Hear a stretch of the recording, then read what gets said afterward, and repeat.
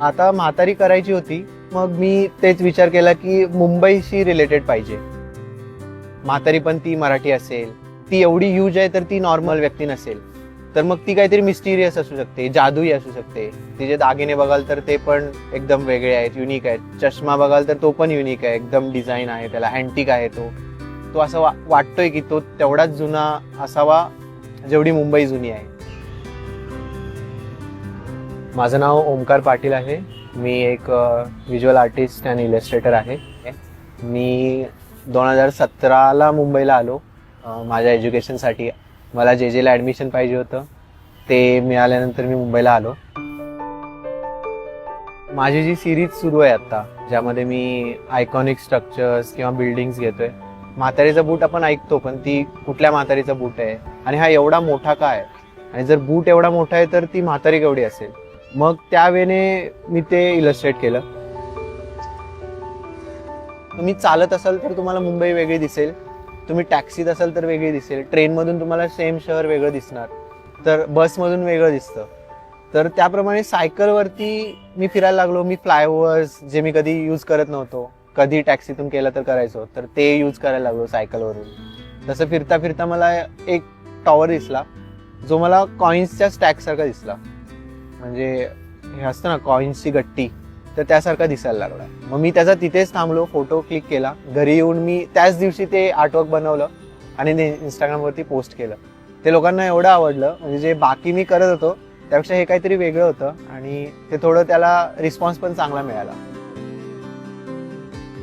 तसं ते स्ट्रक्चर बघता बघताच मला ते असं जसं की इरोज सिनेमा जो न्यूली रिनोव्हेट झालाय, तर त्याचं वरचं स्ट्रक्चर ते केक सारखं दिसलं. तर मी त्याला एक दाखवलं, आई केक बनवते आणि मुलगी वेट करते ती आईचा केक कधी होतोय.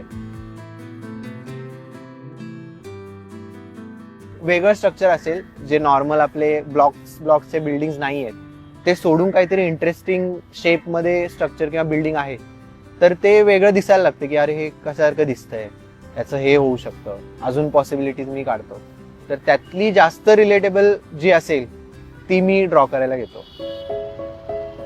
आपण सगळे सेम सब्जेक्टला वेगळ्या वेगळ्या पद्धतीने बघतो, वेगवेगळा व्ह्यू असतो आपला सगळ्यांचा. तर मी जे इलस्ट्रेशन्स करतो तर त्यामध्ये असं असतं की मला जे दिसलंय, मला ज्या अँगलने ती गोष्ट दिसली, तर त्या अँगलने मला व्ह्युअर पर्यंत ती पोहोचवायची आहे.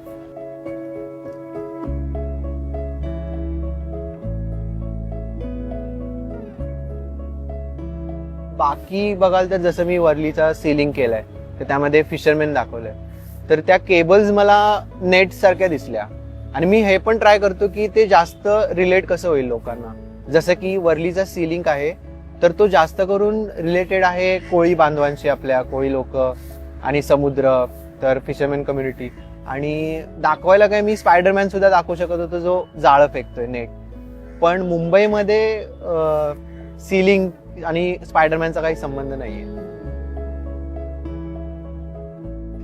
गावी माझं बालपण आणि 11वी-12वी पर्यंत झाल्यानंतर ज्यावेळेला मुंबईला आलो, तर खूप म्हणजे खूप सगळ्या गोष्टी नवीन होत्या माझ्यासाठी.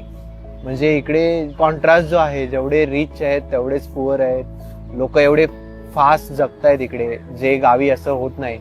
परत माझी ताकद या शहरानेच मला काय जाणीव करून दिली माझ्या ताकदीची. आणि कामही करतोय इकडे, ऑब्झर्वेशन करतोय, त्याच्यातूनच मला माझे आर्टवर्क्स मिळत आहेत.